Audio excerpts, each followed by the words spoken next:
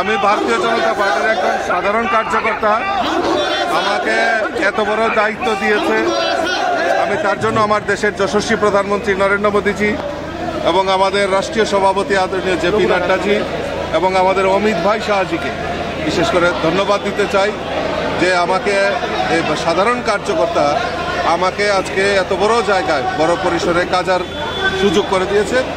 আর এবং বিশেষ করে ত্রিপুরার বাসীকে আমি ধন্যবাদ জানাই এত বড় সুযোগ আমাকে দেওয়ার জন্য। আশীর্বাদ, দায়িত্ব কি আরো বেড়ে গেছে বলে মনে হচ্ছে? নিশ্চয়ই নিশ্চয়ই, ধন্যবাদ।